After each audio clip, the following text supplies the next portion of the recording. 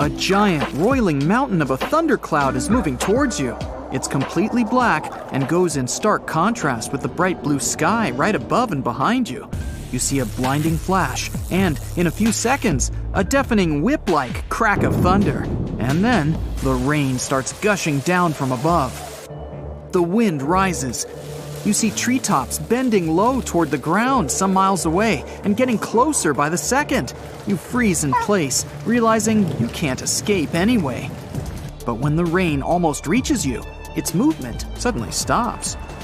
Just a few feet before you, there's a veritable flood, but right where you stand, it's dry and even sunny. And after a short while, the angry thundercloud spills its last drops and disperses. Seeing the edge of rain is a rare thing, but not impossible. The rain has to be really powerful so that the wind couldn't diverge the drops from their vertical path. If the rain is light, you'll only be able to see its edges from far away. It looks like a shimmering gray haze going all the way from the sky to the ground. The rain shower is over, and whoa, what are those clouds? They look extremely sinister. Well, don't worry. They're called mammatus clouds, and they're perfectly safe. They tend to appear before or after a severe storm or a hurricane. Normally, clouds form thanks to warmer air going up, but these ones form because of cooler air sinking down. It creates pockets made of ice and water, which droop down in distinct lobes. They don't hold on for too long though, 15 minutes at the most, and then they're gone. The weather could be more bizarre, like raining animals. Back in 2009, the people in Ishikawa, Japan, saw a kind of rain no one's ever seen before. It was raining tadpoles. The first reason is that the wind that day was so strong, it lifted and carried all those tadpoles away in no time. The second possible reason is that big birds, such as gulls, just dropped them while they were flying to their nests. Some scientists believe these creatures were hauled off the ground by a waterspout and rained down later.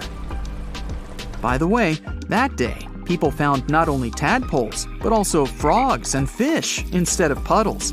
And, yep, it can be raining worms too. Some people claim they've seen snake rains. Yikes! I have seen horse rains though. Rain usually isn't unusual for Oakville, Washington. But this one still doesn't have any solid explanation. Instead of common raindrops, people watched translucent jelly-like blobs falling down from the skies.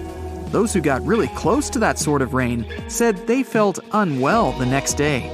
Some people think that these might have been evaporated jellyfish, which resulted in rain.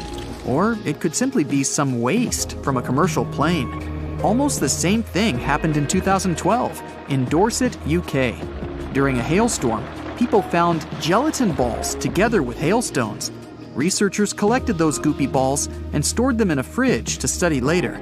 Turns out it wasn't necessary, since the slimy blobs didn't melt at room temperature.